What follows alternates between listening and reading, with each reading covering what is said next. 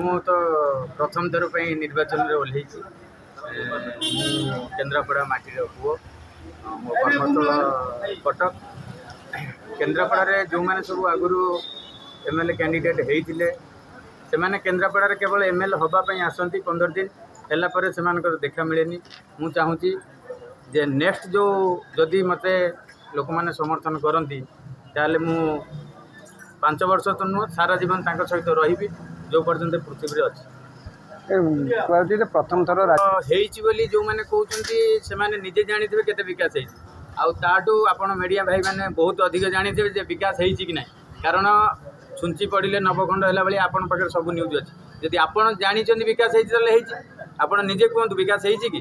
ହେଇନି ବୋଲି ତ ସ୍ୱାଧୀନ ପ୍ରାର୍ଥୀ ଠିଆ ହେଉଛନ୍ତି ଆସିକି। ମେଡ଼ିକାଲରେ ଇନଷ୍ଟ୍ରୁମେଣ୍ଟ ନାହିଁ କି ସେମାନେ ସେତିକି ରିସ୍କ ନେବାକୁ ଚାହୁଁନାହାନ୍ତି କି କୌଣସି ପ୍ରକାର ତାଙ୍କୁ ସରକାର ପ୍ରେସର କରୁନି ଯେ ସେଇଠି ସେଇ ଯେଉଁ ରୋଗୀ ଆସୁଛନ୍ତି କେନ୍ଦ୍ରାପଡ଼ାକୁ ତୁମେ ସେଇଠି ତାକୁ ମାନେ ରୋଗୀ ସେବା କରିକି ତାକୁ ସଯତ୍ନ ସୁରକ୍ଷିତରେ ଘରକୁ ଫେରାଅ। ସେମାନେ ରିସ୍କ ନେବାକୁ ଚାହୁଁନାହାନ୍ତି ଆଉ ଗଭର୍ଣ୍ଣମେଣ୍ଟ ବି ସେ ରିସ୍କ ନେବାକୁ ଚାହୁଁନି।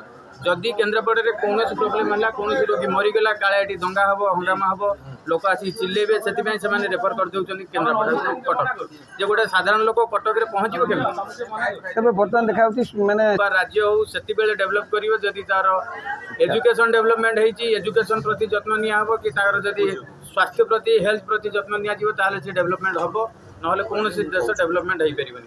ଆଉ ଯେଉଁଟାକି କେନ୍ଦ୍ରାପଡ଼ା ଏଇ ଦୁଇଟା ଜିନିଷରେ ପୁରା ଅବହେଳିତ ହେଇକି ଅଛି ଲାଷ୍ଟ 25 ବର୍ଷ। ଗୋଟିଏ ବାର୍ତ୍ତା ଯଦି ସେମାନେ ଚାହିଁବେ ଯେ ଜଣେ ୟଙ୍ଗ କ୍ୟାଣ୍ଡିଡେଟ୍ ଆସିଛି ହାଇଲି ଏଜୁକେଟେଡ୍ କ୍ୟାଣ୍ଡିଡେଟ୍ ଆସିଛି ଯଦି ଆମେ ଆକୁ ଭୋଟ ଦେଉଛୁ ଗୋଟେ ସ୍ୱାଧୀନ କର୍ମୀ ହିସାବରେ ଏ ଆମ ପାଇଁ କିଛି କରିପାରିବେ ତାଙ୍କର ଆଶା ଭରସା ବିଶ୍ୱାସ ଯଦି ମୋ ପ୍ରତି ଅଛି ତାହେଲେ ମୁଁ ନିଶ୍ଚୟ ସେଇଟା କରିକି ଦେଖେଇବି।